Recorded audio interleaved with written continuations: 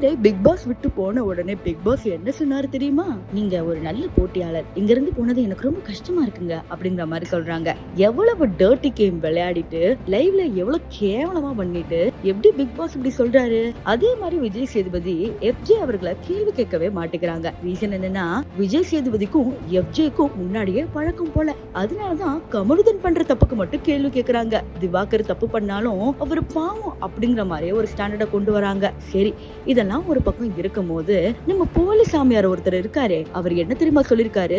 பாக்குற மக்களுக்கு யாருக்கு ஓட்டு போடணும்னு தெரியல போல அப்படிங்கிற மாதிரி சொல்றாங்க. நம்ம மக்கள் எல்லாம் தற்கொலை மாதிரி உள்ள பேசிக்கிட்டு இருக்காங்க. இந்த வாரம் மக்கள்னா யாருன்னு காட்டணும். உன்னையெல்லாம் உள்ள விட்டதே தப்பு, இதுல இந்த வாய் அடிக்கிறியா அப்படிங்கிற மாதிரி கமெண்ட் செக்ஷன்ல கேக்குறாங்க. வெறும் கண்டென்ட்டுக்காக எவ்வளவு கேவலமா கடவுளை வச்சு பிசினஸ் பண்ணவரு இன்னைக்கு இப்படிலாம் நம்மளே தற்கொலை சொல்றாங்க. இது நமக்கு தேவைதான்.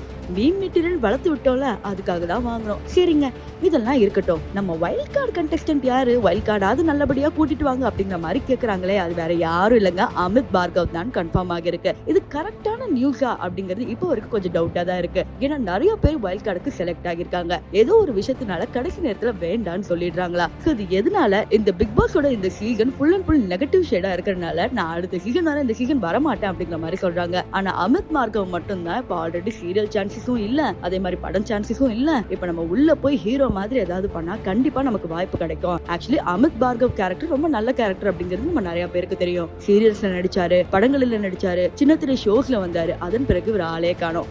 இன்ஸ்டாகிராம்லயும் பெருசா இல்ல. சோ இவர் உள்ள வந்தார்னா இவர் ஹைட்டுக்கும் வெயிட்டுக்கும் டைட்டுக்கும் எல்லாத்துக்கும் எப்படியாவது ஃபிட் ஆயிடுவார்ப்பா பிக் பாஸ்ல அப்படிங்கிற மாதிரி மக்கள் சொல்றாங்க. ஆனா இன்ஸ்டாகிராம்ல எந்த மாதிரியான போஸ்டும் இல்ல. அமித் பார்கவுக்கு நீங்க எவ்வளவு அப்டேட்டட் ஆகிருக்கீங்க? அது மட்டும் இல்லாம இந்த நெகட்டிவ் ஷேட் பிக் பாஸ் பத்தி நீங்க என்ன நினைக்கிறீங்க? இது போன்ற பல அப்டேட்ஸ் தெரிஞ்சுக்கணும்னா, அதுவும் முக்கியமா லைவ் அப்டேட்ஸ் பத்தி தெரிஞ்சுக்கணும்னா மறக்காம எங்க சேனலை சப்ஸ்கிரைப் மற்றும் லைக் பண்ணிக்கோங்க.